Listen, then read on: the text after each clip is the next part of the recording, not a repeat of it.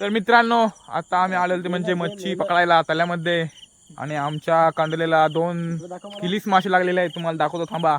बघा आपला कोळी बघा पहिला, हा आपला यज्ञेश कोळी आणि हा कैवल्य कोळी. सपोर्टर कल्ली हा तुमची जिरली का हो? चाप जिरली. हा बघा, हा बघा किलीस कसला मोठा लागलेला आहे.